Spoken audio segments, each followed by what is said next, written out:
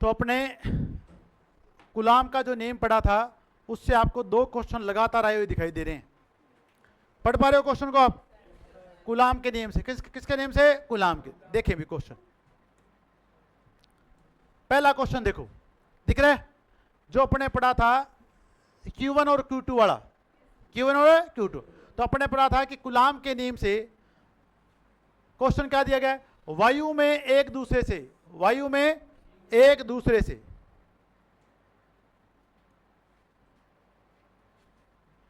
वायु में एक दूसरे से कितनी दूरी है? 30 सेंटीमीटर। क्या है? छोटे आवेशित गोलों पर क्रमशः 2 गुणा में 10 की घात -7, एक गोले पर कितना आवेश है? 2 गुणा में 10 की घात -7 कूलाम, तथा दूसरे गोले पर 3 गुणा में 10 की घात 7 कूलाम आवेश है। इनके बीच कितना बल है? इनके बीच कितना बल है? कल करवाया था आपको क्वेश्चन। अब आपको इसके बारे में पता करना है, तो आप इस क्वेश्चन को कैसे करेंगे? तो पहले तो आपके पास जो दूरी दी गई है वो दी गई है सेंटीमीटर में। क्या दी गई है? और दूरी आपको लेनी है मीटर में। किसमें लेनी है? मीटर में। बताया था कल आपको। तो अपने पास क्या बच्चों देखिए फॉर्मूला क्या है? तो अपने फॉर्मूला पढ़ा था कि F बराबर है K Q1 गुणा में Q2 बटा में R स्क्वायर, और इकाई है न्यूटन। क्या है? न्यूटन। बताओ बल की इकाई समय न्यूटन दी गई नहीं दी?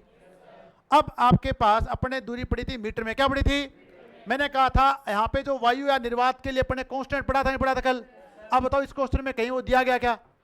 कहीं जिक्र नहीं किया गया। 9 गुणा में 10 की घात 9, याद आ रहा कल वाला? न्यूटन मीटर स्क्वायर बटा में कूलाम स्क्वायर।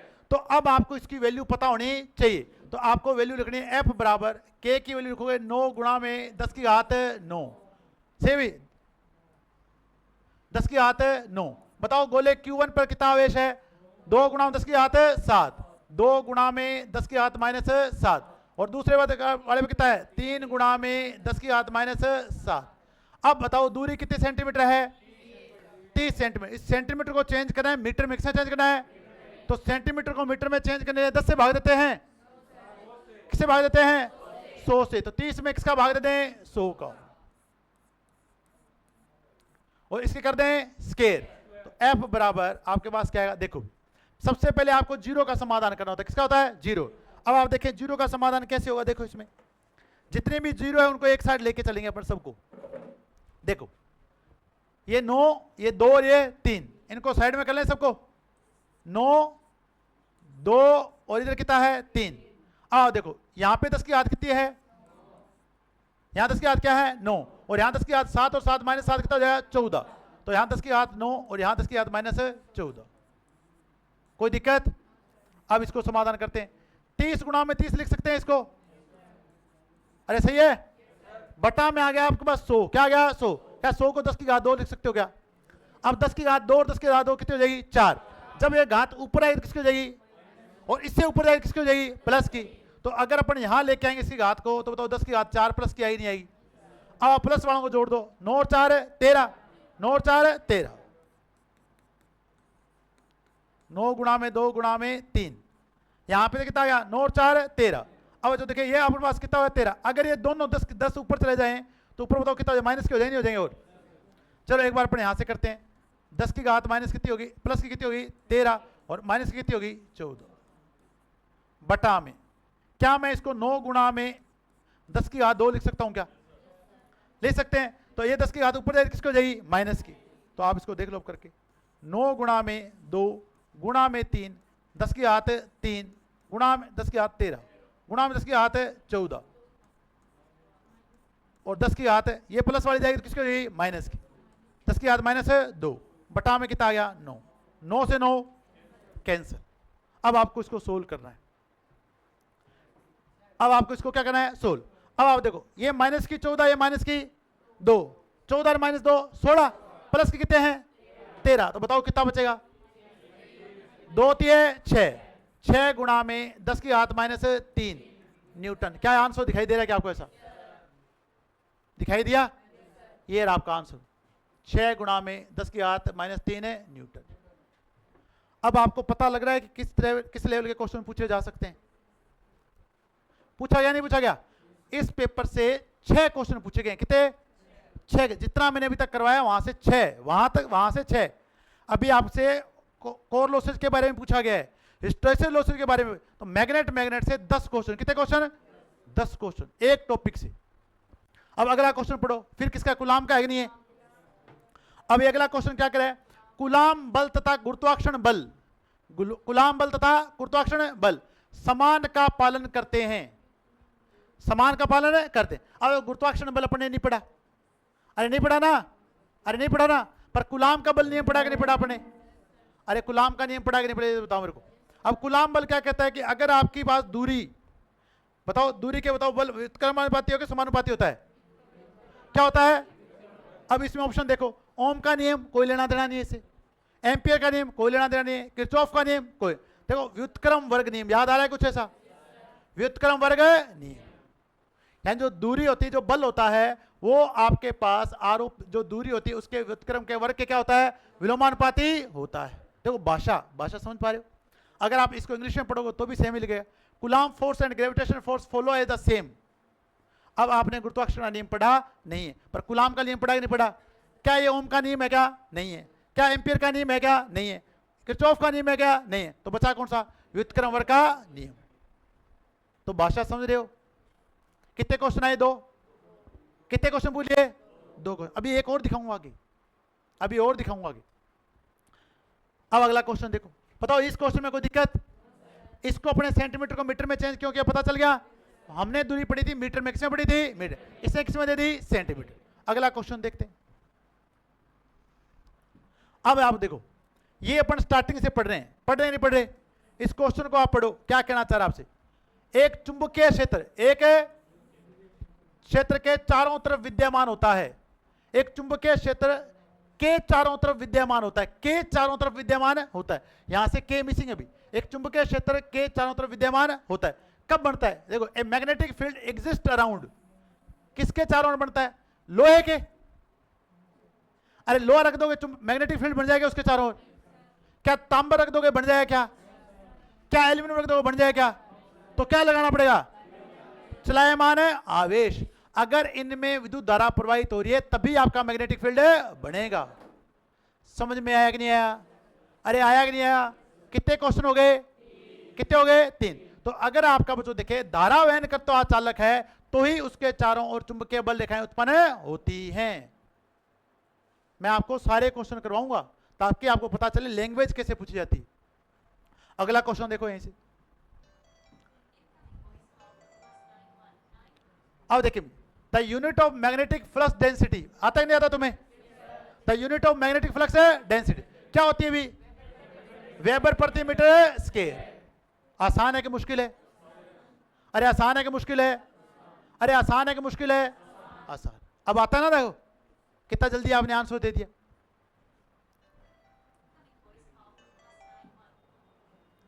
अगला क्वेश्चन देखें, प्रति चुंबकीय पदार्थों के लिए एक्स क्या लिखा गया है? एक्स। उसने संवेदनशीलता भी नहीं लिखा, क्या लिख दिया? एक्स।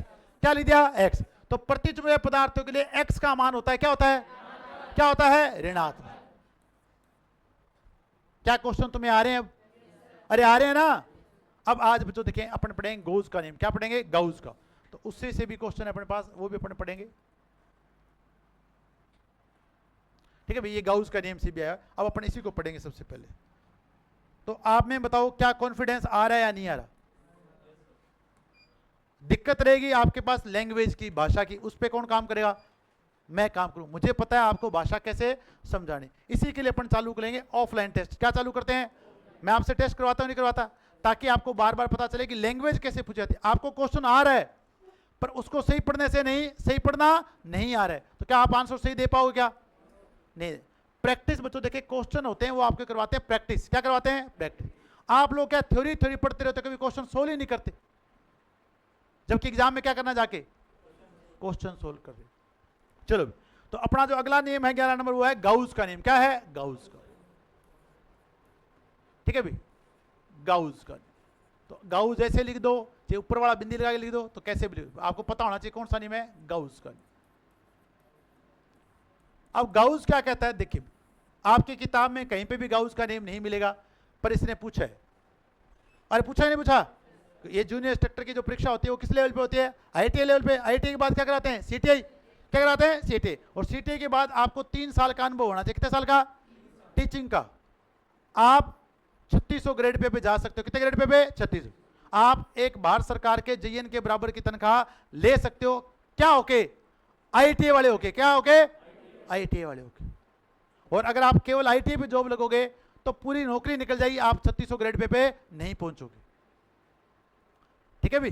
तो उस लेवल का पेपर है।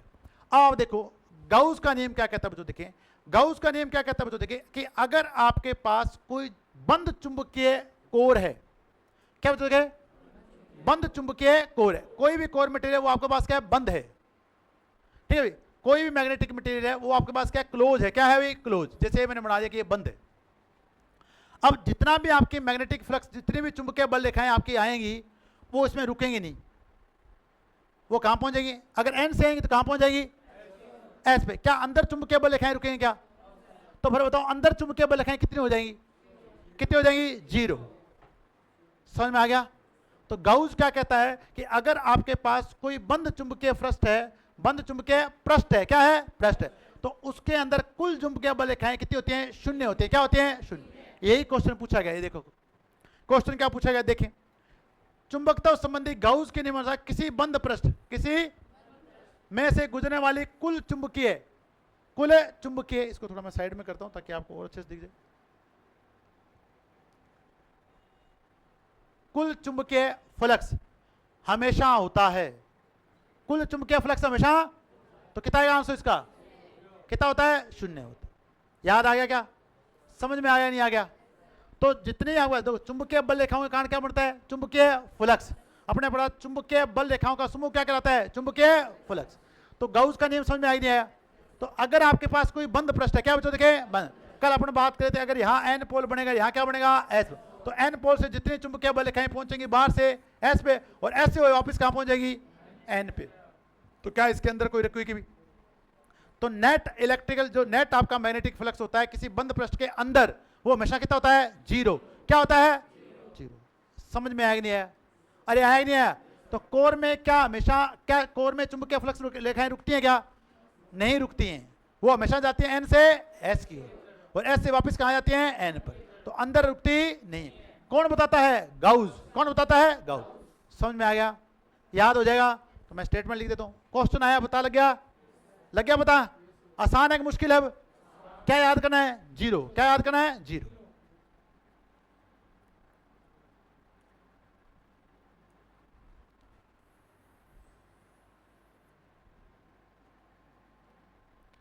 इस नियम के अनुसार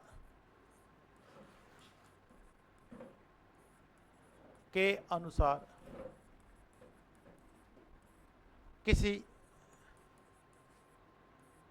बंद चुंबकीय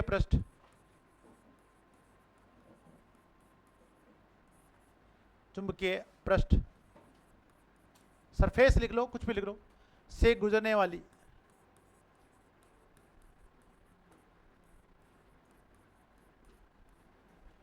कुल चुंबकीय फ्लक्स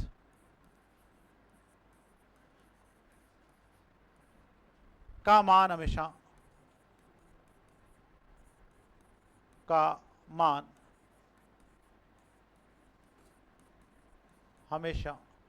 0 होता है।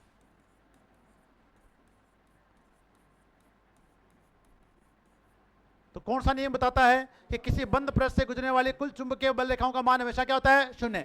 कौन सा नियम बताता है? गाउस का नियम। कौन सा नियम है? गाउस का नियम। कौन सा नियम बताता है? गाउस का। याद हो जाएगा सबको? तो कौन सा नियम है भी? गाउस का नियम। अब आप देखो आपकी नियम की किताब में ये नियम नहीं मिलेंगे, फिर भी क्या आ रहे हैं? क्वेश्चंस। क्या आ रहे हैं? क्वेश्चन। इसका अपने को कहां से पता चलेगा? जब अपन पिछले साल के पेपर है देखेंगे। अभी ये 2019 है और अभी चल रहा है 2026। क्या चला है? तो लेवल बढ़ेगा घटेगा नहीं। अब अपन बात करते हैं, ये अपना हो गया, क्वेश्चन हो गया, ये हो गया, ये हो गया, ये हो गया। अब हम बात करेंगे फैराडे के विद्युत चुंबकीय प्रेरण के नियम। फैराडे के विद्युत चुंबकीय प्रेरण के नियम। तो तो फैराडे ने विद्युत चुंबकीय प्रेरण के कितने नियम दिए? 2 नियम। 2 नियम दिए भी इसने, जैसे कुलाम ने 2 नियम दिए, इसने भी कितने नियम दिए? 2। अब अपन इसके बारे में थोड़ी सी विस्तृत चर्चा पहले अपन पढ़ चुके थे, थोड़ा बात वीडियो दिखाया था अभी आपको। चलो अब आपको, जब भी आपके पास प्रेरण आए तो आप बोलोगे बिना किसी कनेक्शन के, बिना किसी, अगर प्रेरण हो रहा है तो बिना किसी कनेक्शन। अब पहला नियम क्या कहता है सुनना भी, इसमें आपसे ये और पूछेगा पहला कौन सा है, दूसरा कौन सा है, पहला कौन सा है, ये और पूछता है। तो जो फैराडे है उसने विद्युत चुंबकीय प्रेरण के कितने नियम दिए? 2 नियम। कितने नियम दिए? 2। तो अपन नोट करें, फैराडे ने, अभी मैं समझाऊंगा आपको, विद्युत चुंबकीय प्रेरण के 2 नियम दिए।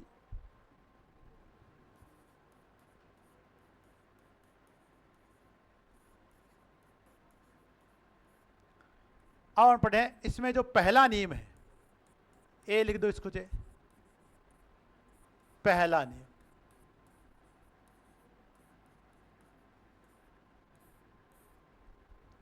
अब देखिए भी, मैं आपको ट्रांसफार्मर की प्राइमरी या आपको इंडक्टर के द्वारा समझाना चाह रहा हूं इस क्वेश्चन को, इस नियम को। ये आपकी इंडक्टर की कोर है और इस कोर पे लपेटी गई है कुंडली। क्या लपेटी गई है? कुंडली। और इस पे लगाई गई प्रत्यावर्ती वोल्टेज V। इंडक्टर के बारे में पढ़ चुके हैं नहीं पढ़ चुके अपन?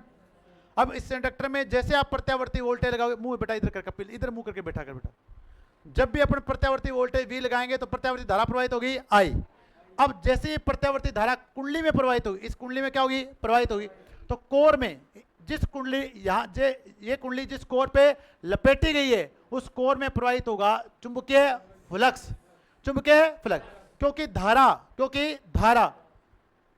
धारा समय के साथ क्या हो रही है? चेंज हो रही है। तो इसके कारण उत्पन्न फ्लक्स भी समय के साथ क्या हुआ? चेंज हुआ। क्या होगा? चेंज। तो इसके कारण जो चुंबकीय फ्लक्स पैदा होगा, इसके कारण जो चुंबकीय फ्लक्स पैदा होगा वो समय के साथ क्या होगा? चेंज होगा। क्या होगा? चेंज। अब देखो, मान लेते हैं कि यहां पर क्या बन रहा है? एन पोल, यहां क्या बन रहा है? S pole. एक बार मैंने सिंपल माना है, यहां पर बन रहा है एन पोल, यहां क्या बन रहा है? S pole. अब यहां से एन से फ्लक्स कहां जाएगा? बाहर कहां जाएगा? एस की ओर। इस साइड से एन की साइड कहां जाएगा? एस की ओर। और अंदर से होता हुआ कहां पहुंचेगा? जाएगा नहीं जाएगा? अरे जाएगा नहीं जाएगा? अब बताओ, ये जो फ्लक्स है इसके परिवर्तन की दर है डी फाई भाग डी टी। डी फाई भाग एंड जो फ्लक्स है वो समय के साथ क्या हो रहा है? चेंज हो रहा है। अब जब ये ऐसा फ्लक्स जो समय के साथ क्या हो रहा है? चेंज हो रहा है, इस कुंडली से संयोजित होगा। इस कुंडली से क्या होगा? तो इस कुंडली के सिरों पर, इस कुंडली के सिरों पर पैदा कर देगा विद्युत वाहक बल, पैदा कर देगा विद्युत वाहक बल। तो इस कुंडली के सिरों पर, इस कुंडली के सिरों पर पैदा कर देगा विद्युत वाहक बल। देखिए, तो इस कुंडली का सिरा एक तो ये हो गया और एक ये हो गया, नहीं हो गया? तो अगर यहां मान लेते हैं एक बार प्लस है, यहां क्या है? माइनस। तो एक साइकिल में यहां प्लस होगा, यहां क्या? देखो, एक साइड में प्लस होगा, दूसरे साइकिल में क्या हो जाएगा? माइनस। अपन पहला पॉजिटिव साइकिल मान रहे हैं, तो यहां प्लस है तो यहां भी क्या मान लिया? प्लस। यहां माइनस है तो यहां भी क्या मान लिया? माइनस। तो इन दोनों सिरों के बीच में एक पैदा हो जाएगा विद्युत वाहक बल E। हो जाए नहीं हो जाएगा? और कल अपने पढ़ा था E बराबर माइनस एन डी फाई भाग डी टी। पढ़ा था नहीं पढ़ा था? एन बताती है कुंडली में घेरों की संख्या, माइनस का निशान बताता है लेंज का नियम, लेंज का नियम। अब बताओ क्या समझ में आया आपको? यहां से क्या कहना चाहता है पहला नियम?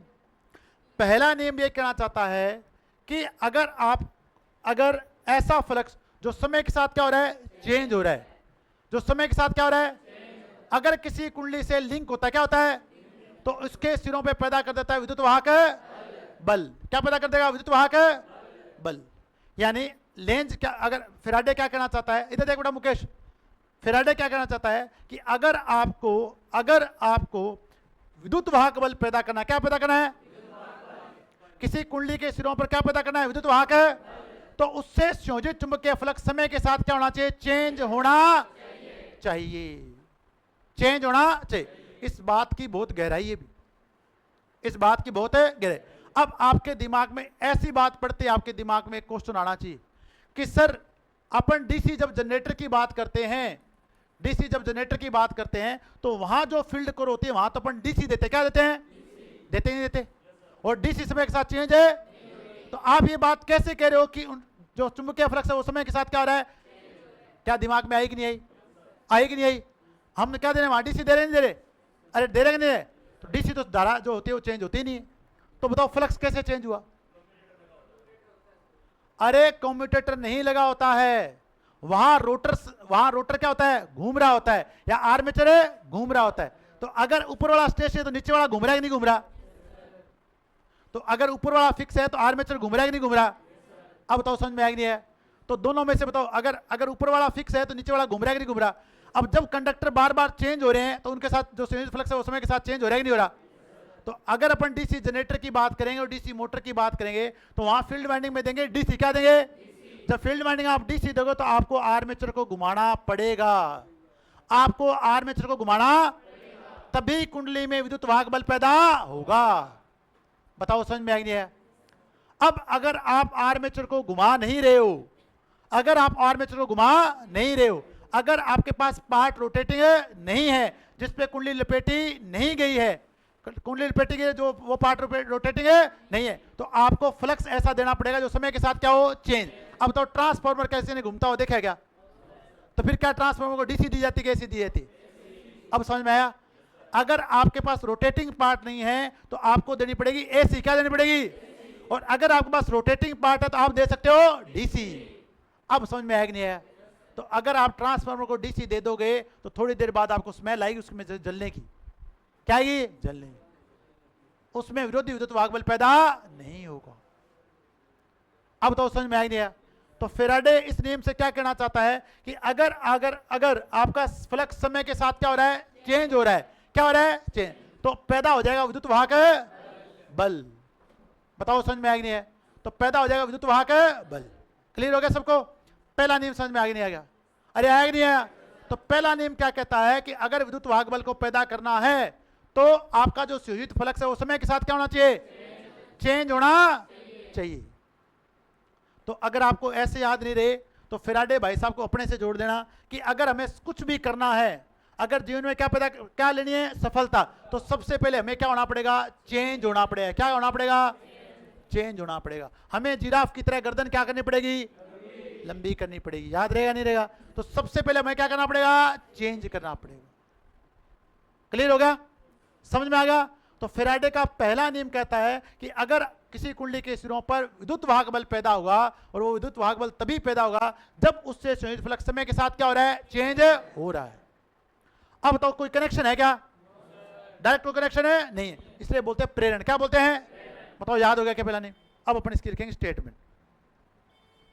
ये बहुत कंफ्यूज करते हैं भी ये नियम, थोड़े दिन बाद पहला दूसरा एक सही हो जाता है। तो पहला नियम क्या कहता है, दिखेंगे भी इसके नियम के सर।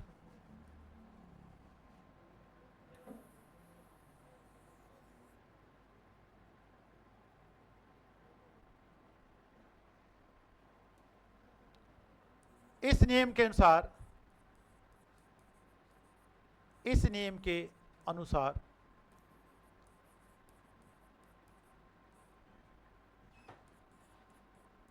किसी कुंडली से संयोजित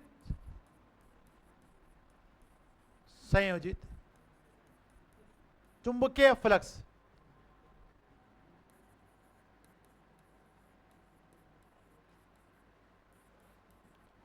यदि समय के साथ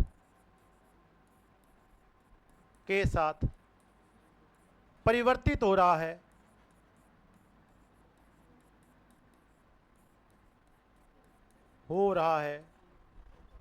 तो कुंडली के सिरों पर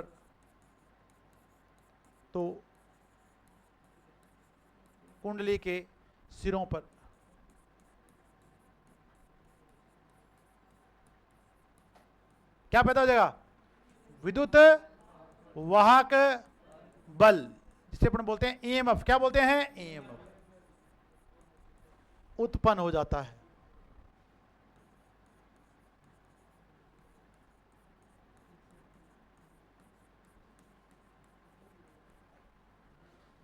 बताओ पहला नियम समझ में आया नहीं आ गया? अरे आया नहीं आया? तो अगर किसी कुंडली से संयोजित चुंबकीय फ्लक्स समय के साथ क्या हो रहा है, चेंज हो रहा है, तो उस कुंडली के सिरों पे पैदा कर देगा विद्युत वाहक बल। क्लियर आ गया? अगर आपका पार्ट स्टैटिक है, क्या है, स्टैटिक, जिसमें आप स्थिर विद्युत वाहक जिसमें अगर आपके पास क्या है बच्चों देखें, अगर आपके पास स्थिर है, क्या है स्थिर, जैसे चौक को बताओ स्थिर होती नहीं होती, ट्रांसफार्मर क्या है स्थिर, तो वहां पे सप्लाई कौन सी देनी पड़ेगी, क्या देनी पड़ेगी, एसी। अगर आपका डीसी जनरेटर है घूमने वाला तो वहां क्या दे सकते हो आप, क्योंकि वहां आर्मेचर समय के साथ क्या रहा है, घूम रहा है, तो उससे संयुक्त फ्लक्स समय के साथ क्या होता रहेगा, चेंज होता रहे। बताओ समझ में आई नहीं है, अरे आया। अब ये नियम सभी के लिए लागू होता है, जितने भी आपके पास विद्युत मशीनें हैं उनके लिए कौन सा नियम लागू होता है, फैराडे का विद्युत चुंबकीय प्रेरण का पहला नियम। अरे है कि नहीं है, लागू होगा नहीं होगा। तो DC generator, DC motor, transformer, induction motor सभी के लिए कौन सा नियम लागू होता है, फैराडे के विद्युत चुंबकीय प्रेरण का पहला नियम। अब अगला नियम क्या कहता है बताओ, पहला समझ में आ गया। तो सबसे पहले आपको क्या करना है, चेंज करना है, क्या करना है, चेंज कर लिया, चेंज आपने। अब इसका बी पार्ट क्या कहता है वो देखते हैं, दूसरा नियम क्या कहता है।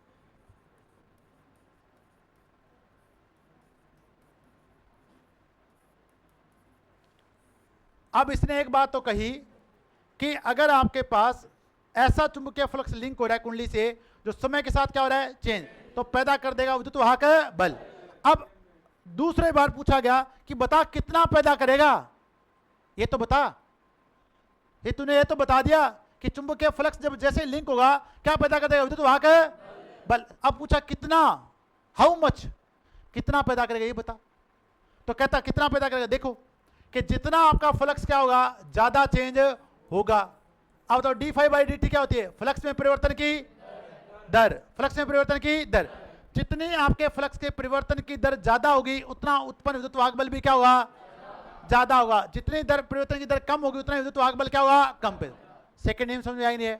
तो दूसरे नियम में कहता है कि अगर आपके जो उत्पन्न वोल्टेज है, उत्पन्न वोल्टेज, वो फ्लक्स में परिवर्तन की दर के क्या होती है, समानुपाती होती है। उत्पन्न वोल्टेज फ्लक्स में परिवर्तन की दर के क्या होती है, पहला क्या करता है कि फ्लक्स क्या होना चाहिए, चेंज होना चाहिए। दूसरा कहता है कि उत्पन्न वोल्टेज फ्लक्स में परिवर्तन की दर के क्या होती है, जितना फ्लक्स में चेंज ज्यादा होगा उतना विद्युत वाहक बल पैदा क्या हुआ, ज्यादा, जितना कम होगा उतना क्या हो जाएगा, कम हो जाएगा। समझ में आएगी नहीं है, लिख दो इसके बारे में। तो दूसरा नियम क्या कहता है, देखिए किसी विद्युत कोइल के सिरों पर उत्पन्न विद्युत वाहक बल, उत्पन्न विद्युत वाहक बल कुंडली से संयोजित चुंबकीय फ्लक्स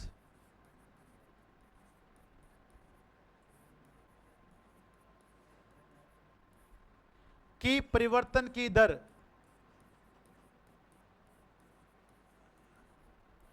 की परिवर्तन की दर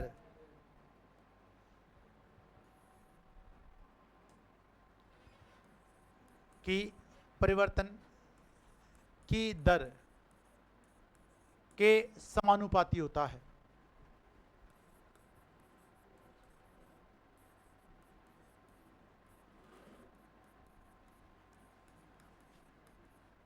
तो E समानुपाती किसके होगा, d∅ भाग dt।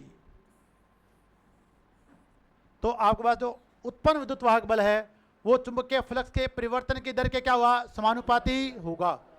इसलिए अपन ने बच्चों देखें जब अपन पढ़ रहे थे MNA और GNA, याद आ रहा है कुछ ऐसा, MNA पढ़ाया था और एक पढ़ाया था चुंबकीय अक्ष, क्या पढ़ाया था, चुंबकीय अक्ष। मैं आपको यहां से बताना चाहूंगा, देखिए अपन ने कहा था जो आपको N से S से मिला दे वो तो है आपका चुंबकीय अक्ष है, और अगर अपन सेंटर में खींचे तो ये होता है MNA, क्या होता है, MNA। जब आपका चालक MNA पे रखा जाता है, कहां रखा जाता है, तो यहां फ्लक्स में परिवर्तन की दर शून्य होती है, क्या होती है, तो उत्पन्न विद्युत वाहक बल क्या हो जाएगा, कितना हो जाएगा, 0।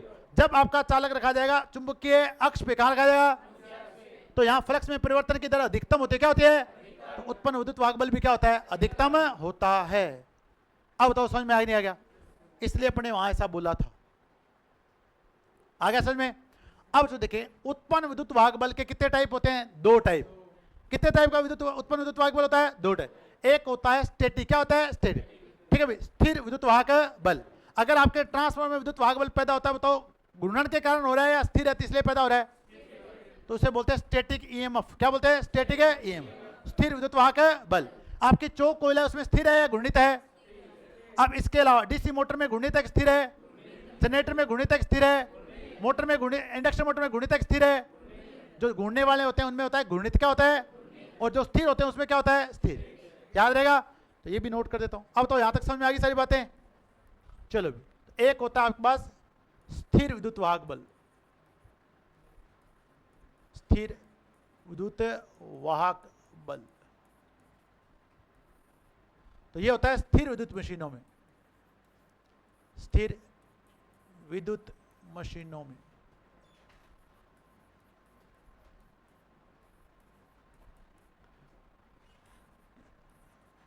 चौक कुंडली और सेकंड है ट्रांसफॉर्मर।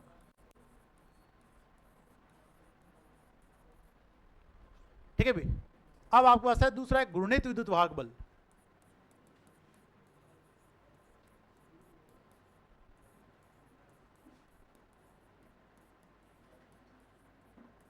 ये घूर्णित विद्युत मशीनों में, घूर्णित विद्युत मशीनों में,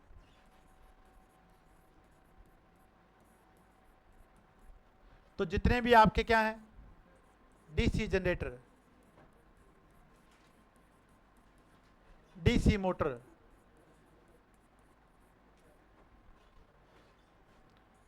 थ्री फेज इंडक्शन मोटर, ठीक है भी, एटसेट्रा, इन सब में उत्पन्न विद्युत वाहक बल कौन सा होता है? घूर्णित विद्युत वाहक बल।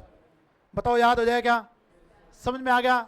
फैराडे के दोनों नियम याद रहेंगे, लेंज का नियम याद रहेगा, माइनस का निशान कौन सा बताता है? लेंज का नियम। तो पहला तो करना है चेंज, क्या करना है?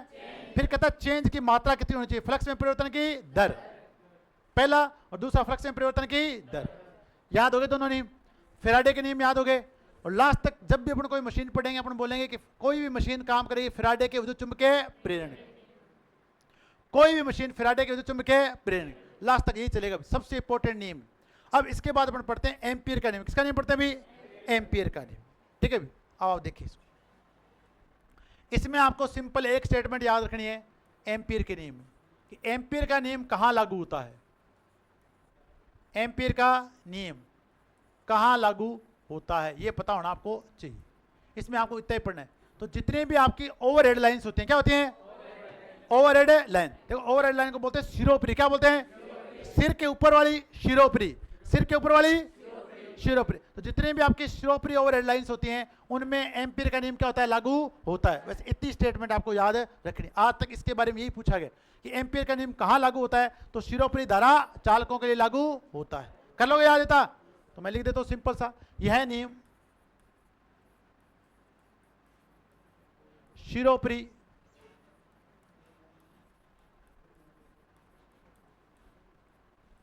धारा चालकों के लिए लागू होता है, धारा चालकों के लिए लागू होता है।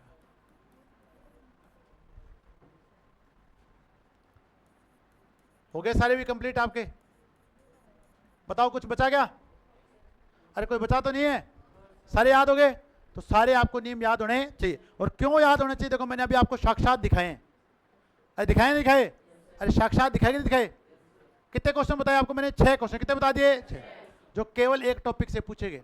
कई बार क्या करते हैं मुझे देखो अपन छोड़ के जाते हैं कि ये टॉपिक तो आ नहीं रहा यार, ऐसा है कि इसमें ये कुछ आए ना, अरे ऐसा कुछ था जो इस टॉपिक में आपको आए ना, अरे ऐसा कुछ है जो आए ना आपको, ऐसा कुछ नहीं है। फिर क्यों छोड़ के जाएं? फेल होने के लिए? तो टॉपिक को छोड़ना बिल्कुल नहीं। कोई भी टॉपिक है उसको आप अच्छे से पढ़ के जाएं भी, तभी आपके नंबर आएंगे भी। अब हम बात करेंगे कि विद्युत परिपथ और चुंबकीय परिपथ में क्या अंतर है। तो एक साइड लिख रहा हूं मैं विद्युत परिपथ, पढ़ लिया कि नहीं पढ़ लिया विद्युत परिपथ के बारे में, और सेकंड है चुंबकीय परिपथ। कालवा जी पानी भरखा है क्या आपने? ओ कालवा जी तेरी बोतल में पानी है कि नहीं है? चुंबकीय परिपथ लेके आ बेटा पानी। इस बोतल में नहीं है क्या? है। अरे है, अरे है। तो क्या है, पानी तो पानी तो पानी होता है। अरे है, कोई दिक्कत।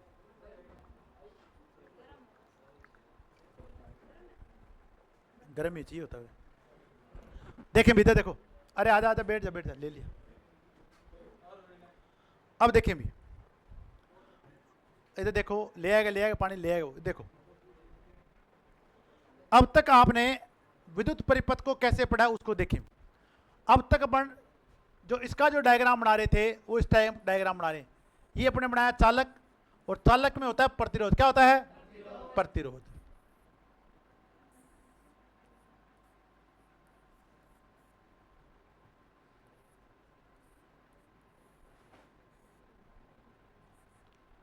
चालक में विद्युत धारा तभी प्रवाहित होगी जब अपन लगाएंगे ईएमएफ। क्या लगाएंगे? ईएमएफ। और जैसे आप ईएमएफ लगाओगे यहां प्रवाहित होगी धारा। क्या प्रवाहित होगी? धारा। और धारा को रोकने वाला कारक क्या है?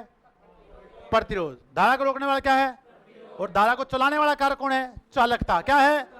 चालकता। तो इस आर का उल्टा क्या होता है? जी होता है। वो तो देखें, अब अगर अपन मैग्नेटिक सर्किट की बात करें तो मैग्नेटिक सर्किट ऐसे नहीं बनते हैं। बनाया भी अपने मैग्नेटिक सर्किट ऐसा?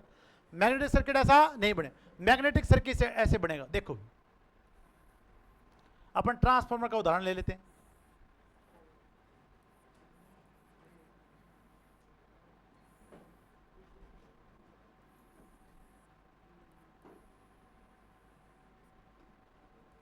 यहां अपन लपेटें कुंडली,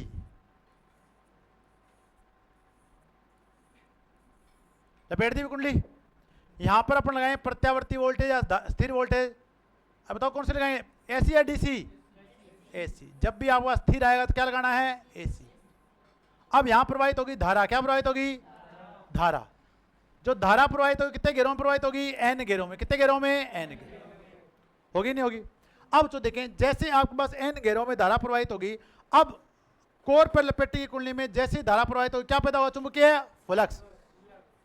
तो यहां पर अगर वहां वोल्टेज लगाने से, वहां अगर वोल्टेज लगाने से प्रवाहित हो रही थी धारा। क्या प्रवाहित होती थी? धारा।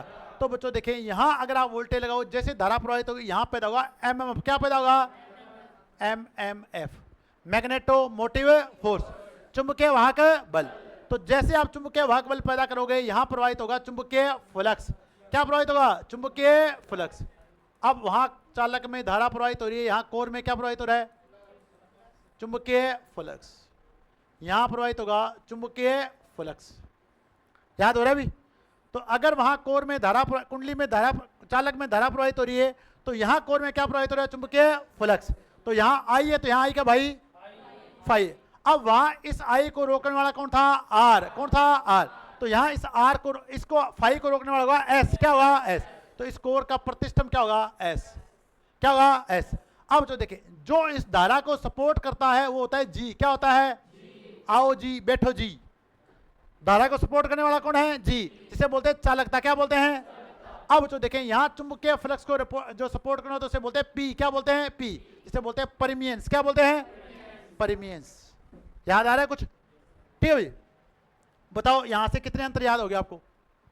अगर यहां ईएमएफ है तो यहां क्या है? एमएमएफ। यहां अगर आई है तो वहां क्या है? यहां आर है तो यहां क्या है? और यहां अगर जी है तो वहां क्या है? पी। याद हो गया क्या सभी को? अब आपको मैग्नेटिक सर्किट और जो इलेक्ट्रिकल सर्किट है उसमें अंतर समझ में आ गया? अरे आया कि नहीं आया? तो अब जो देखिए, अगर अपने पास यहां पर ईएमएफ है, दूसरा अंतर यहां पे क्या है? विद्युत वाहक बल। अगर यहां विद्युत वाहक बल है तो यहां इसका इक्विवेलेंट क्या है? समतुल्य बताओ क्या है? अरे बताओ, चुंबकीय वाहक बल। तो यहां इसका जो इक्विवेलेंट है वो है चुंबकीय वाहक बल। आ गया समझ में? यहां विद्युत धारा के कारण क्या प्रवाहित होती है? धारा। तो यहां प्रवाहित हो रही है विद्युत धारा। यहां प्रवाहित हो रहा है चुंबकीय फ्लक्स।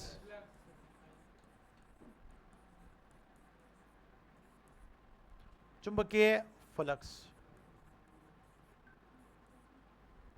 अगर यहां विद्युत धारा को रोकने वाला, यहां क्या भी? प्रतिरोध।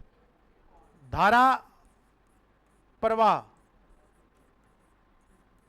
में बाधा कौन उत्पन्न करता है? भी प्रतिरोध। यहां बाधा उत्पन्न करता है प्रतिरोध। कौन है? प्रतिरोध। यहां प्रतिष्ठम। चुंबकीय फ्लक्स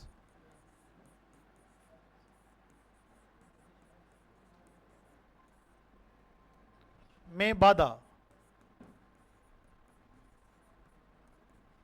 ये होता है प्रतिष्ठम। क्या होता है? प्रतिष्ठम। याद है भी? इसकी कहीं भी आपको याद कराई थी? अरे कराई थी क्या? एस की कहीं याद कराई थी क्या? वेबर नीचे आएगा, एम्पियर टन प्रति वेबर। भूल गए यार फिर वापस। देखो, अरे देखो, इधर मैंने आपको बताया था कि अगर आपको आर का मान निकालना तो आप लिखते हो वी भाग आई। लिखते तो अगर यहां आपको एस का मान निकालना है तो आप क्या लिखोगे? एम भाग क्या लिखोगे? 5। ये होता है एम्पियर टन और ये क्या होता है? वेबर। ऐसे मत करो, ठीक है? 2 दिन पहले आपको याद कराया फिर भूल जाते हो, ऐसे काम चलेगा नहीं। अब तो अगर अपन इसकी प्रतिबाधा, यहां पे देखो, इसकी जो प्रतिरोध है इसकी इकाई क्या है? ओम। तो आर की इकाई क्या होती है? ओम। तो यहां बताओ एस की इकाई क्या होती है? एस की इकाई होगी एम्पियर टन प्रति वेबर। एम्पियर टन प्रति वेबर।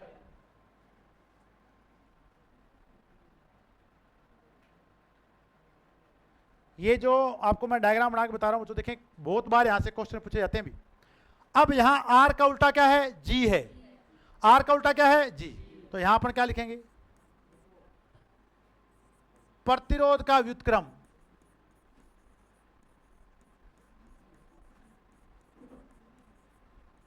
क्या होता है भी? जी। और जी होती है चालकता। क्या होती है? जिसकी इकाई होती है महो। क्या होती है? महो। यहां एस का व्युत्क्रम प्रतिष्ठम का व्युत्क्रम। आपको अंग्रेजी में याद रखना परमियंस। पारगम्य। क्या रखना है? पारगम्य। ता लगाते ही तो म्यू बन जाएगा। क्या बन जाएगा? म्यू। जैसे यहां चालकता लगाते ही इधर क्या लगाते हैं? चालकता। ठीक है भाई? तो यहां पे बनेगा परमियंस। परमियंस को बोलते हैं पी। क्या बोलते हैं? पी। तो यहां प्रतिष्ठम का व्युत्क्रम क्या भी? परमियंस। जिसे बोलते हैं पी से। किसे दिखाते हैं? पी से। इसको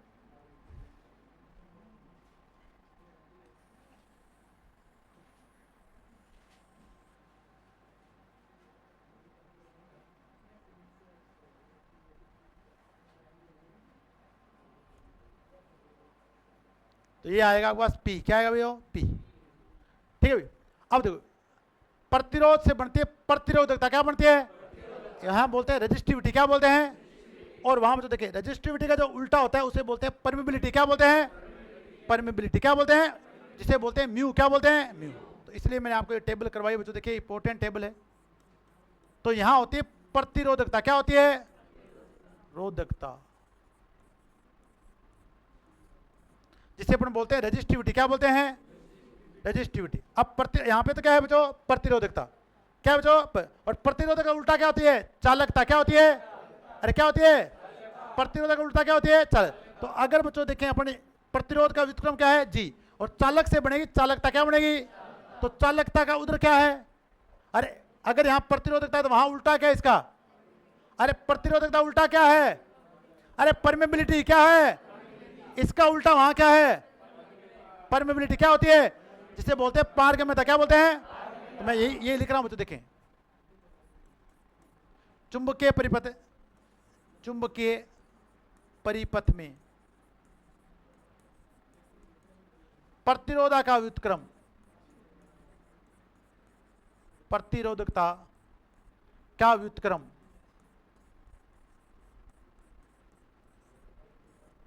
म्यू होता है।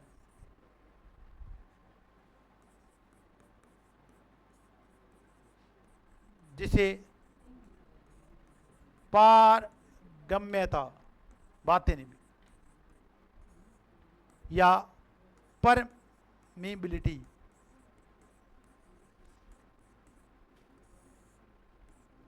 कहा जाता है। बताओ समझ में आई नहीं है? तो अगर यहां पे तो प्रतिरोधकता है, तो यहां प्रतिरोधक उल्टा क्या है? पारगम्यता क्या है? जिसे बोलते हैं परमिबिलिटी। क्या बोलते हैं? परमिबिलिटी। बताओ याद होगा नहीं होगा? अब फटाफट आप 2 मिनट में इसके टेबल को याद कर लो। बनाओ बनाओ बनाओ, टेबल बनाओ। ये टेबल आपको याद करानी जरूरी है। डायग्राम बना लो, याद हो जाएगी।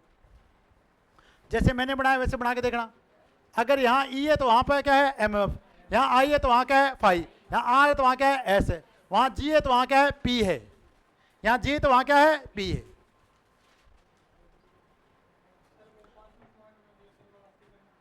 हाँ, ये वाला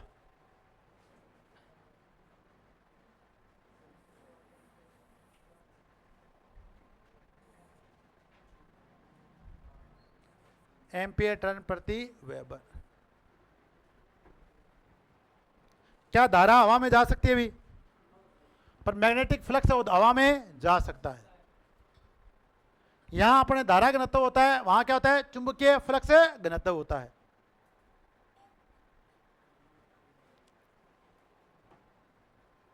बना के देखो, फटाफट टेबल बना लो।